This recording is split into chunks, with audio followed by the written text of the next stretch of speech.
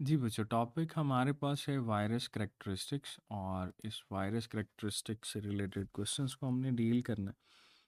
सबसे पहले that is question number 1, और स्टेटमेंट है which of the following is a non cellular infectious agent.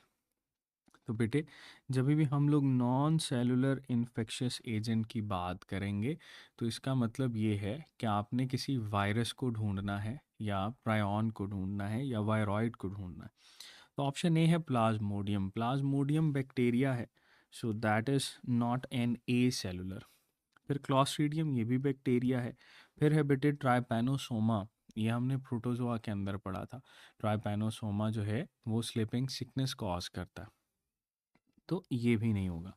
फिर बचता क्या है, रियो वायरस। तो वायरस आ गया, तो वायरस तो बेटे होते ही ए सेलुलर या नॉन सेलुलर एंटिटीज हम इनको बोलते हैं। आंसर होगा डेल्टा। नेक्स्ट स्टेटमेंट है viruses have high variability due to. Option A है their parasitic nature, option B है non cellular composition, option C है म्यूटेशन रेट, और ऑप्शन डी है क्रिस्टलाइन नेचर। तो सबसे ज़्यादा वेरिएबिलिटी जो है बेटे इनकी म्यूटेशन की वजह से आती है, जिसको हम लोग बोलते हैं स्ट्रेन्स। ठीक है, इनके अंदर स्ट्रेन जो हैं वो बहुत ज़्यादा होती हैं। जैसे कोविड की हमने बात की थी, तो parasitic nature, non cellular composition और क्रिस्टलाइन नेचर जो है ये एलिमिनेट हो जाएंगे। नेक्स्ट स्टेटमेंट है वायरसेस लैक। किस चीज़ को लैक करते हैं? ऑप्शन ए है एंजाइम्स। तो बेटे एंजाइम्स तो इनके पास होते हैं ना।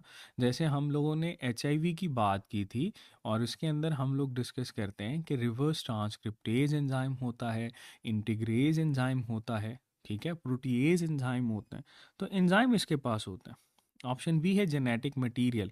तो जेनेटिक मटेरियल भी होता है। जेनेटिक मटेरियल या डीएनए होगा या आरएनए होगा।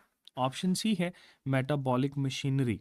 तो बेटे मेटाबॉलिक मशीनरी इनके पास नहीं होती, लिहाजा इसका जो आंसर हम लगाएंगे वो मेटाबॉलिक मशीनरी होगा।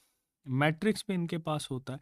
ये ख़ास तौर पे वो वाले वायरसेस जिनके पास बेटे हम बात करते हैं कि इन्वेलम मौजूद होगा, दे हैव मैट्रिक्स। ठीक है, तो ऑप्शन ए, बी और डी तो इसके पास हैं, सी नहीं है, मेटाबॉलिक मशीनरी नहीं है। इसीलिए बेटे हम इसको बोलते हैं they are obligate intracellular parasite. Host की मशीनरी को इस्तेमाल करते हुए अपनी चीज़ें बनाते हैं।